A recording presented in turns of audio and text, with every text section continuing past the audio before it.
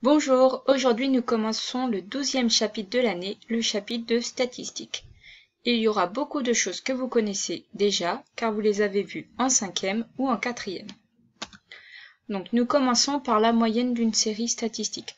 Alors bien sûr, une moyenne, il faut que les caractères relevés soient des caractères numériques. Donc pour calculer la moyenne d'une série statistique, on va additionner toutes les valeurs du caractère de la série, puis on va diviser la somme obtenue par le nombre de valeurs de la série.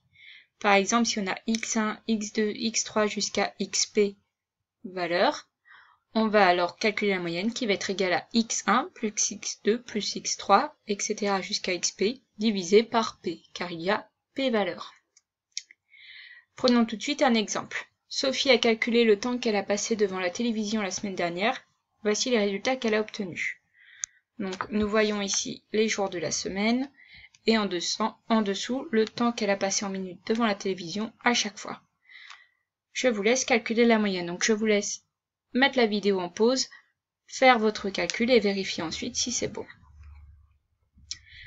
Donc, si on fait la moyenne, on fait m qui est égal à 62 plus 57 plus 110 plus 60 plus 46 plus 122 plus 131. Et combien de valeurs on avait? 1, 2, 3, 4, 5, 6, 7, qui correspondent aux 7 jours de la semaine ici. Donc on divise par 7, ce qui nous fait 588 divisé par 7, soit 84 minutes. Conclusion, Sophie a passé en moyenne 84 minutes par jour devant la télévision la semaine dernière. 84 minutes, c'est 1 heure et 24 minutes. Donc ça, c'est une moyenne assez simple. Voyons maintenant la moyenne pondérée.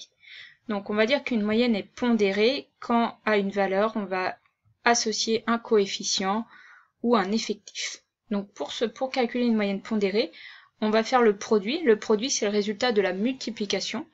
Donc on va multiplier l'effectif par la valeur du caractère associé.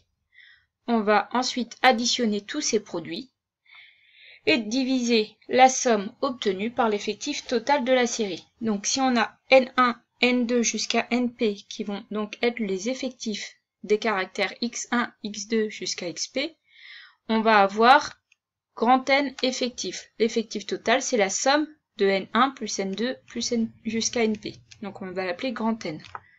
La moyenne sera alors égale à N1 fois X1 plus N2 fois X2 plus etc. jusqu'à NP fois XP et on divise par grand N.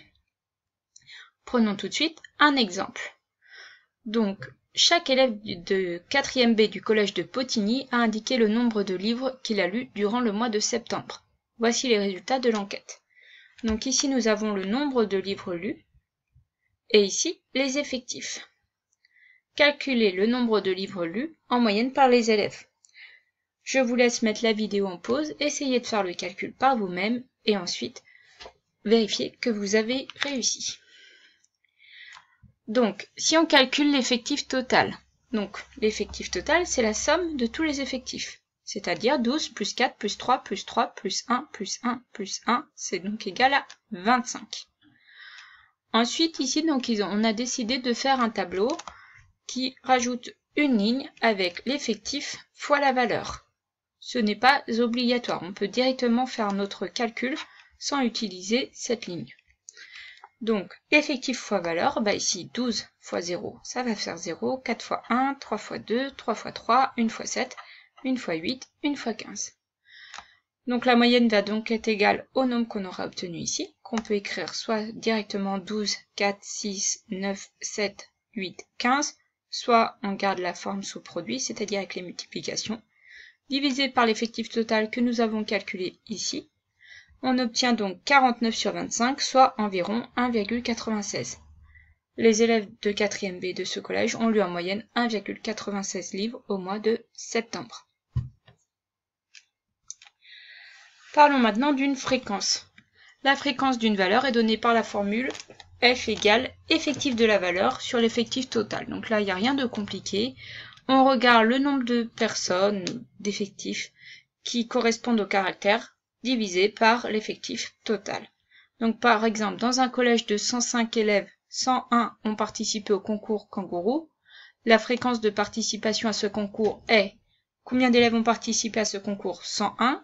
Quel est le nombre d'élèves total? 105. Donc 101 sur 105. 505, pardon.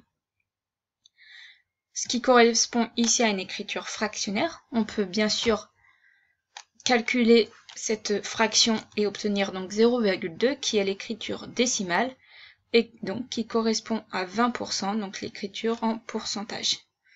Voilà, la vidéo est terminée. Je vous dis à bientôt.